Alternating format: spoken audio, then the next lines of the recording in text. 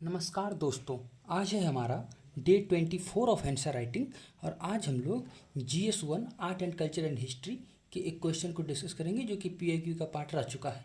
तो आइए स्टार्ट करते हैं डिस्कशन। और हाँ, इसका PDF आपको डिस्क्रिप्शन बॉक्स में टेलीग्राम चैनल का लिंक है, वहाँ से मिल जाएगा। तो let's start the discussion. See the question. Question है कि डिस्कस करना है हमको significance of lion and bull figures in Indian mythology art and architectures. ठीक है, कि जो इंडियन मैथोलॉजी है, इंडियन आर्ट है, मैथोलॉजी मतलब जो कहानियाँ हम लोग सुनते आ रहे हैं, इंडियन आर्ट है, और जो इंडियन आर्किटेक्चर है वहाँ पर लायन और बुल फिगर का क्या सिग्निफिकेंस है। ठीक है, क्योंकि आप लोग देखे होइएगा कि बहुत जगह जैसे वो अशोक स्तंभ है तो उसमें 4 शेर रहते हैं। तो क्या सिग्निफिकेंस है इन चीज़ों का हमारे ट्रेडिशन में, हमारे आर्ट में, हमारे आर्किटेक्चर्स में। तो लेट्स सी। सबसे पहले हम लोग बात करते हैं कि एक इंट्रोडक्शन यहाँ पे देते हैं। ठीक है, जो थोड़ा सा अच्छा इंट्रोडक्शन हो, अट्रैक्टिव इंट्रोडक्शन हो, उससे हम लोग स्टार्ट करते हैं।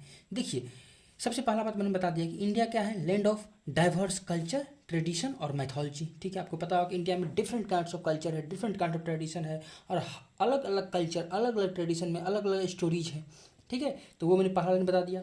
फिर मैंने लिखा, अब देखिए, अब इससे हम कुछ एग्जांपल्स पुट कर देंगे कि वो कौन कौन सा वेरियस टेक्स्ट है जो कि बता रहा है कि हाँ भाई इन फिगर्स का, एनिमल फिगर का काफ़ी ज़्यादा सिग्निफिकेंस रहा है। तो वहाँ पर लिखा हुआ the ancient text like Ramayana. अब पता होइएगा इस रामायण में क्या है कि जो बंदर है उसका सिग्निफिकेंस काफ़ी बताया गया है। एज इट इज़ महाभारता, ठीक है, पुराना। तो इन चीज़ों ये चीज़ रिफ्लेक्ट करता है कि रिस्पेक्ट टवार्ड्स एनिमल्स। देखिए, मैंने कितना सटीक तरह से इस इंट्रोडक्शन को यहाँ पर रखने की कोशिश किया कि रिस्पेक्ट टवार्ड्स एनिमल्स ये सिग्निफिकेंस करता है ये पार्टिकुलर टेक्स्ट से in Indian tradition, which is usually seen in the association with God, goddess and ये मैथोलॉजिकल, या फिर मैथोलॉजिकल यहाँ पर होना चाहिए मैथोलॉजिकल क्रिएचर्स। ठीक है, तो देखिए इससे क्या रिफ्लेक्ट हो रहा है, इससे मैंने ये रिफ्लेक्ट किया कि ये जो एनिमल्स है उसका भगवान के साथ, देवी देवताओं के साथ किस तरह से एसोसिएशन, हमारा ट्रेडिशन, हमारा कल्चर बताता है। ठीक है, तो ये हो गया हमारा इंट्रोडक्शन। अब आते हैं बॉडी वाले पार्ट पे। देखिए, अब यहाँ से हम पूरी तरह से, मेरा कॉन्सेप्ट क्या है, कॉन्सेप्ट ये बोलता है कि जनरल से स्पेसिफिक की तरफ आना है। ठीक है, तो ये बता दिए कि बहुत सारे एनिमल्स का वो रिस्पेक्ट है हमारे कल्चर में। अब जो मेरा क्वेश्चन का 2 इंपॉर्टेंट एनिमल है, that is the lion and bull. अब वहाँ से हम लोग कंसंट्रेट हो रहे हैं उस पर। तो यहाँ पे हमने एक लाइन में लिख दिया कि among them lion and bull are the 2 most significant figures. तो अब देखिए, सबसे पहला है लाइन का सिग्निफिकेंस, फिर बुल का significance. That is very easy part. Significance of lion figure in the Indian art, mythology and architecture, जो क्वेश्चन का पार्ट है उसको मैंने रिपीट कर दिया। तो देखिए, हमने इसको क्या किया, एक फ्लो चार्ट के माध्यम से बता दिया ताकि थोड़ा देखने में भी अच्छा लगे। तो हमने यहाँ बता दिया लाइन पहला क्या है, symbol of royalty and power. आपको पता ही होगा कि लोग क्या करते हैं, जैसे आजकल सिंपल जैसे रील्स ही कई सारा बनता है, तो उसमें क्या होता है कि जो एकदम पावरफुल पर्सन है ना, उसमें शेर का वो चेहरा लगा दिया जाता है, इस तरह समथिंग कुछ। ठीक है, उसके बैकग्राउंड में एक शेर आता है, लाइक दैट। ठीक है, तो symbol of royalty and power. तो यहाँ पे एग्जांपल मैंने बता दिया कि 4 lion standing back to back in iconic modern sculpture lion capital of the Ashoka. ठीक है, यहाँ पर आप सिंपल यहाँ देख सकते हैं कि जो अशोक स्तंभ है उसमें जो 4 लाइन बैक टू बैक खड़े हैं, ये बताता है कि wow land capital of the Ashoka, तो सर क्या पावर था, क्या रॉयल्टी था, क्या सिग्निफिकेंस था। ठीक है, तो ये पहला हो गया। दूसरा, गार्जियन एंड प्रोटेक्टर। ठीक है, मतलब शेर क्या है, रक्षक है। ठीक है, तो देखिए लाइन विथ गॉडेस दुर्गा, आपको पता होगा जो दुर्गा माँ है उनके साथ शेर रहते हैं। ठीक है, lion at the entry gate of various temples, तो वहाँ पर लाइन रहते हैं कि भाई हम प्रोटेक्टर, हम गार्जियन है इस टेम्पल के। ठीक है, तो ये हो गया गार्जियन एंड प्रोटेक्टर। ठीक है, तो ये मेरा पहला हो गया। दूसरा हो गया, third one is connection with the Lord Vishnu. देखिए, आपको पता होगा कि भगवान विष्णु का चौथा अवतार है जो नरसिम्हा का अवतार है। ठीक है, जिसके माध्यम से वो एक डेमन का वो मतलब वध किए थे। ठीक है, तो ये सिग्निफाई कर रहा है इंडियन कल्चर में लाइन का significant, that is the connection with Lord Vishnu. इसको देखिए, आप ध्यान दीजिएगा, हर में हमने क्या किया, एक एग्जाम्पल दे दिया, एग्जाम्पल के साथ चीज़ों को कंप्लीट कर रहा हूँ। चौथा क्या है, symbol of courage and bravery. देखिए, आपको पता होगा कि जो हमारा वेरियस स्टोरीज हैं, ठीक है, हमारी दादी नानी जो कहानियाँ सुनाती थी, उसमें क्या था कि अल्टीमेटली जब भी लाइन, तो लाइन एज ए क्या, ब्रेव फिगर के तौर पे दिखाया जाता था। तो वही है, fearlessness and boldness of the line in a story. ठीक है, ये सेलिब्रेटेड एज ब्रेवरी। ठीक है, या फिर हम लोग भी डे टू डे लैंग्वेज में क्या बोलते हैं कि शेर की तरह बहादुर होना चाहिए।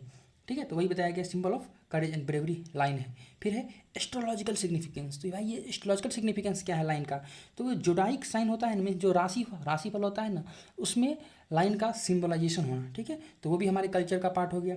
Then cultural continuity. देखिए, कल्चरल कंटिन्यूटी का मतलब क्या हुआ कि एंशियंट पीरियड से लेके मॉडर्न डे तक लाइन का सिग्निफिकेंस रहते चला आया है। तो मैंने वही बता दिया, seen from the ancient modern period to medieval period to modern era. ठीक है, तो हर ईरा में शेर का सिग्निफिकेंस रहा है, लाइन का सिग्निफिकेंस रहा है, तो ये कल्चरल कनेक्ट, ये कंटिन्यूटी या फिर कनेक्टिविटी को दर्शाता है।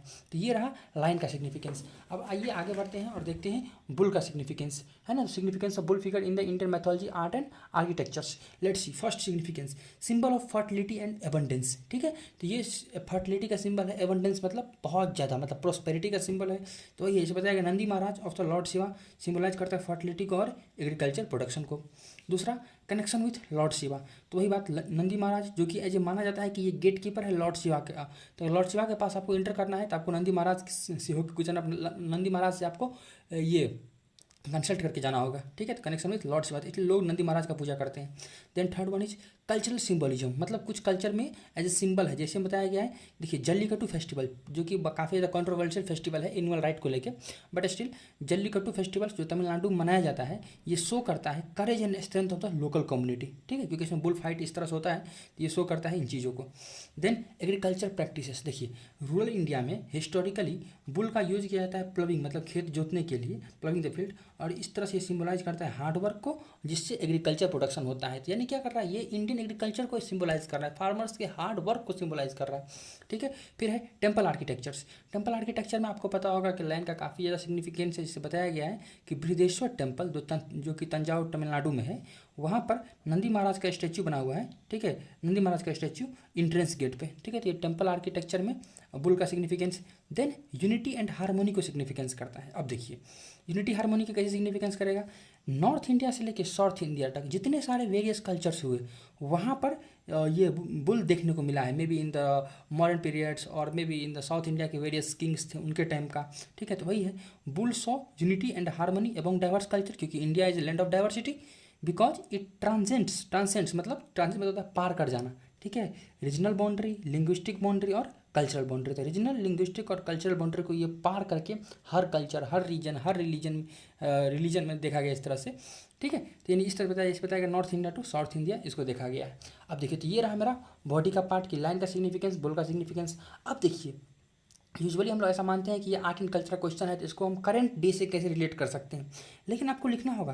देखिए बेस्ट कंक्लूजन वही होता है जिसमें चीज़ें प्रेजेंट डे से रिलेट हो जाए। ठीक है, और अगर कोई प्रॉब्लम है क्वेश्चन में तो उसमें आप सॉल्यूशन बता दीजिए, बट इसमें से प्रॉब्लम तो है नहीं, तो हमें क्या करना है, करंट डे से इसको रिलेट कर देना है।